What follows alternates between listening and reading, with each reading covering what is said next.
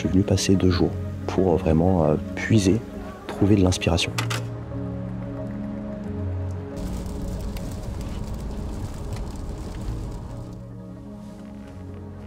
Enchanté. Enchanté, Nicolas. Victor. Première impression quand j'ai rencontré le chef Nicolas Cao, forcément impressionné. Parce que on est toujours impressionné quand on rencontre des chefs étoilés, parce que le chef étoilé, c'est pour nous, c'est un petit peu des légendes. Quand on est dans ce milieu-là, on a conscience aussi du travail qu'il faut, des sacrifices aussi qu'il faut faire pour aller chercher une étoile. Je ne vais pas dire que j'emmène pas large, mais on va dire que je me fais petit. Voilà. Très rapidement, on a découvert un petit point commun entre nous, puisque lui aussi a travaillé à l'arpège comme moi. Et je pense que ce petit truc en commun, ça a débloqué directement la situation. Et on a commencé à vraiment se comprendre très rapidement, parce que du coup, on avait pas mal de points communs sur la manière de penser, la manière de travailler, le rapport avec les fournisseurs. Ouais, c'est vrai que vous avez, en fait, vous avez la terre et vous avez la mer, donc c'est vrai que ça permet quand même de s'éclater un petit peu. On suit du coup avec une petite balade devant l'hôtel Carantec. Et c'est là qu'on commence à parler d'agrumes, de fruits de la passion. C'est ça. Et puis on va jusqu'à loin, jusqu'à la Brume, ici. Ah ouais. Citron, tout ça. Et là, il m'annonce qu'il a un producteur d'agrumes, ici, où je suis choqué. Donc, si tu veux travailler du citron, si tu veux travailler de l'agrume. Ouais. Je m'y attends pas. Parce que dans ma tête, voilà, c'est pas possible de faire pousser des agrumes ici. Et c'est là qu'il m'explique qu'il a un fournisseur qui lui fait voilà, du combe bavard, du citron caviar, du cédrat, des fruits de la passion. Vous avez même votre curry en plus, ouais. Curry breton. Ouais, tout. Non, on essaie, voilà. Pas trop chauvin, mais on est ouais, content. Non, mais tu comprends pourquoi je suis un petit peu, quoi. Voilà. Pour le coup, c'était pas quelque chose qui était prévu au programme et je crois qu'il ressent mon engouement pour le produit et il décide directement d'appeler le fournisseur et de lui dire ok, est-ce qu'il y a moyen de passer?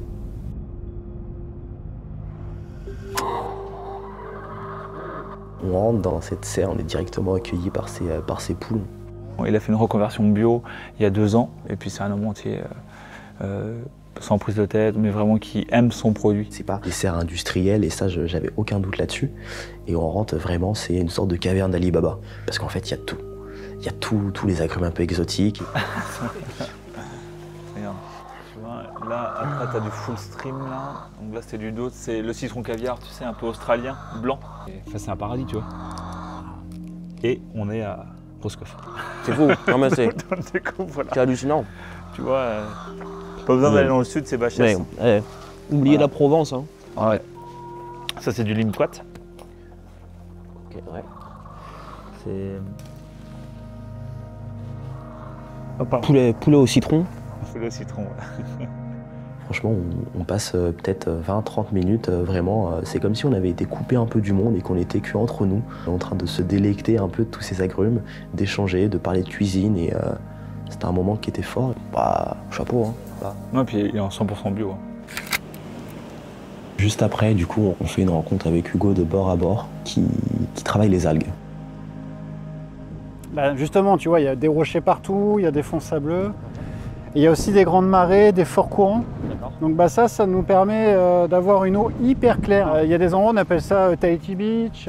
Tu vois, il y a des noms, il y a des plages de Tahiti partout ici. Okay. Et on part pour une petite excursion, les pieds dans l'eau. Mais quand tu arrives sur des gros spots de dulce, tu peux avoir des fois 1 hectare de laitue de mer. Il faut qu'à la marée d'après, le jour d'après, si on revient, on n'est pas vu qu'on ait cueilli les algues. D'accord. Donc on cueille en nid d'abeilles. Ouais, le but c'est pas de tout ravager d'un coup. Ouais, ça, on ne veut vraiment pas le faire. Et puis nous, on est vraiment engagé dans la bio depuis 25 ans. Donc, on cueille en nid d'abeilles. Donc tu vois vraiment les alvéoles. On cueille, on se déplace d'1 mètre. On cueille, on se déplace d'1 mètre. Les petits mollusques se nourrissent de l'algue. D'accord. Il y en a un qui est assez connu qui se nourrit de l'algue, c'est l'ormeau. D'accord. L'ormeau, je sais pas si tu en cuisines. Ouais.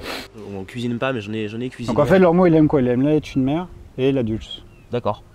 Donc quand tu as des gros spots de dulce, potentiellement, tu sais qu'il y a des ormeaux pas loin. Non, écoute, y a un peu de kombu. Ouais. Hein, c'est pas mal ça. Le spaghetti. Super. Ça donne de l'idée du coup. Bah ouais, et puis c'est super intéressant. Hein. Merci beaucoup. Merci Réel à toi. plaisir. Bah ouais, c'était cool. Et ça a donné pas mal d'idées pour ce repas. Et quasi sûr qu'on va mettre des algues au moins dans un plat. Il n'y a pas le choix. Il n'y a pas le choix. Il n'y a pas le choix. Propre, tout magnifique. Tout ça, c'est les choux d'artichaut. Ça, c'est l'artichaut. Ça, c'est de l'artichaut qui a été planté cette année.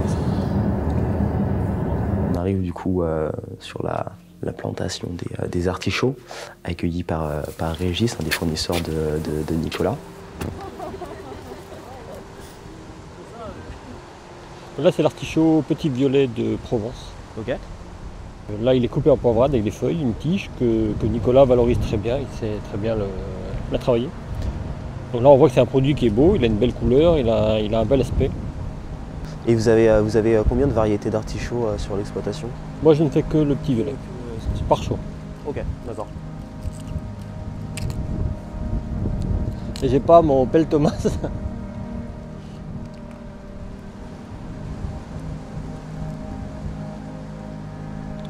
Ce qui est le plus impressionnant, c'est qu'on a dû conduire 5-10 minutes et on est dans les champs à goûter l'artichaut que le chef travaille au restaurant vraiment peut-être à 2 km. C'est vrai que c'est un produit qui suffit à lui-même, hein. Ça se voit quand on le goûte cru, il est top. Hein. Allô Serge? Il n'y a pas de réseau chez lui. C'est vrai que quand on arrive chez Serge et sa femme, un accueil digne des Bretons, je dirais, chaleureux. Allez. Voilà. Goûtez ça, c'est marrant. Il y a eu l'amertume. Ça fait penser aux champignons. Oui. C'est surprenant, hein? Ouais. Il y en a partout. Ça pousse un peu partout, c'est un peu hirsute.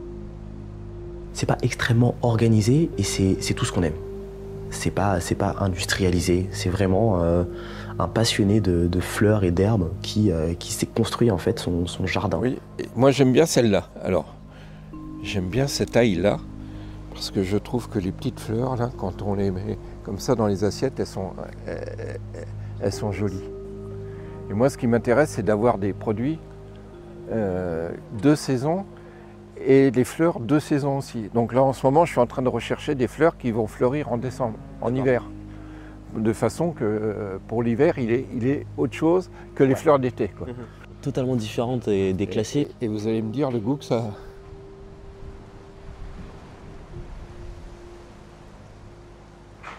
Oh, réglisse. Ouais. C'est une tagette réglisse, c'est marrant. Hein, donc c'est une tagette arbustive. C'est délicieux. J'ai trouvé ça cette année.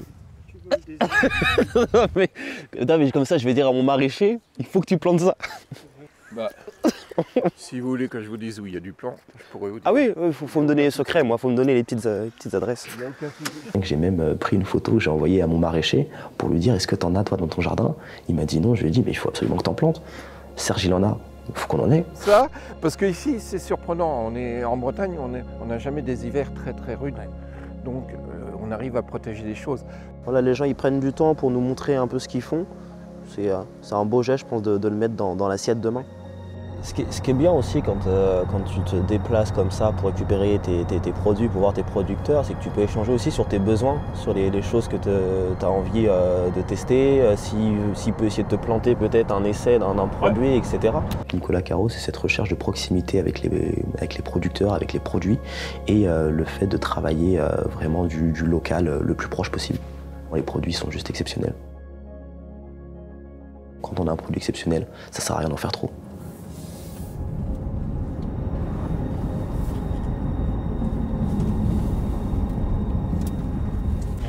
Sincèrement, on peut se faire un peu éclaboussé. Hein. J'ai des pantalons, j'ai des vestes. Bateau, ce matin. Petite appréhension, j'ai le mal de mer. Hop. C'est ça. Oui, bah bienvenue à bord. Alors ça va être relativement calme jusqu'au passage de la pointe de Pénalande. Après ça va bouger un peu, mais rien de méchant. Je suis aux avant-postes, j'en prends plein la tête. Ah, je me dis ça réveille. Ah, là, si t'étais fatigué, Victor, là maintenant t'es en pleine forme. Ça m'a bien réveillé. Quand on arrive au château de Taureau, on a un peu une impression de Fort Boyard. C'est vrai que quand on se dit dans la tête, waouh, c'est Fort Boyard. Non, c'est le château de Taureau. Une sorte de petite forteresse. Le soleil qui commence à se lever, c'est beau. Ben voilà, gilet de sauvetage pour ceux qui en ont.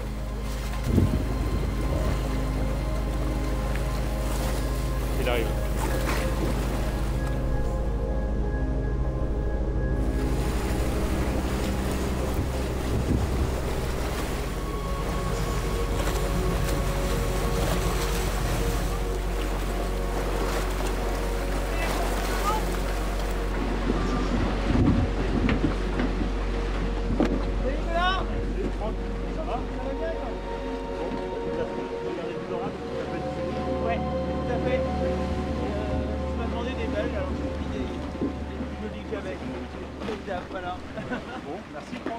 rien, avec grand plaisir. Merci Franck. Ciao.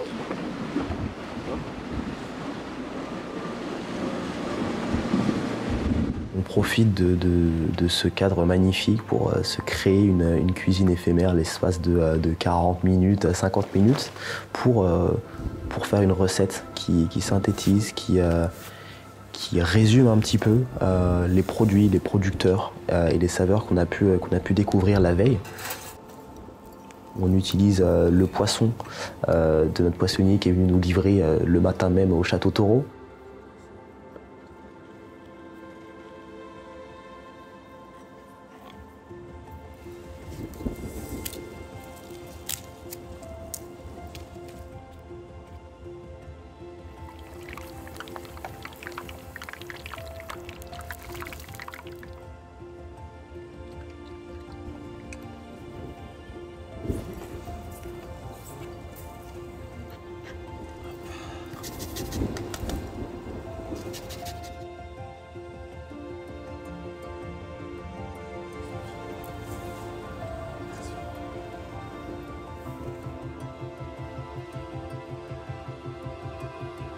On travaille les fleurs de serge pour sublimer en fait toute cette recette.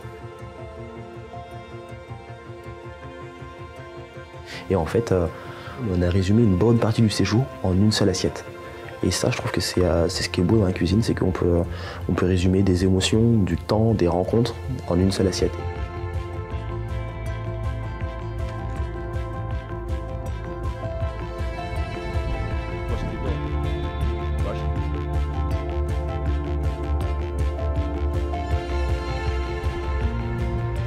On part du Château Taureau et on décide d'aller dans les Monts d'Arrée pour faire une petite visite, une petite excursion. On arrive à l'auberge du Ménez, accueillis par deux jeunes chefs, Joseph et Manu. Et c'est agréable de voir des personnes aussi qui ont notre âge, qui font le même métier que nous, qui sont chefs. Ils font des assiettes qui leur ressemblent. Voilà. C'est novateur tout en restant brut. Et c'est ce qu'il dit quand il parle un peu de son lieu, il voulait un truc brut. Et dans l'assiette, c'est vrai qu'on a des dressages, comme ils le disent, sans fioriture, épurés, bruts, avec par contre dans l'assiette de la technicité, de l'innovation, de la recherche aussi. C'était beau et bon.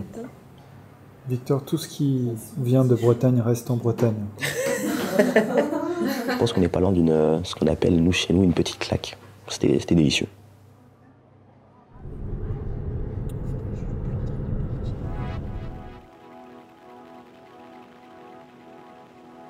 J'aime cette combinaison entre la terre, l'océan, ces changements de température, ces éclaircies soudaines, ces bourrasques qui arrivent d'un coup.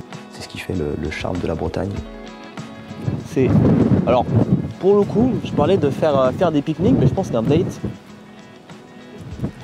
là, je pense que là, tu vises très haut. Hein. Là, ça change des dates sur la plage, etc. Petit plaid, petit pique-nique. On retourne au Carantec pour faire nos au revoir. C'est pas des adieux, c'est des au revoir au chef Nicolas Caro. Et super content de t'avoir rencontré aussi. C'est vraiment le côté partage, c'est ça que j'ai adoré, quoi. Il a bien filmé derrière, tu sais. Merci pour l'accueil et peut-être à une prochaine. Dans la cuisine, on a besoin d'être toujours stimulé. C'est du coup assez facile quand on a pu venir s'immerger dans la culture, dans la région, etc. Parce que du coup, on a pu goûter des choses, on a pu voir des choses, on a pu écouter. Et là, la première étape, c'est très simple. Je vais rentrer, je vais me poser, et je vais me dire, ok, quel produit je vais absolument travailler. On s'apprête à repartir de Morlaix et de la Bretagne avec pas mal de souvenirs, pas mal de cadeaux et surtout pas mal d'idées. Moi, je pense qu'après 48 heures comme ça, on peut que se sentir inspiré. C'est la chance, hein, nous, quand on va aller se balader, c'est le métro, quoi. Oui. C'est pas la même, hein.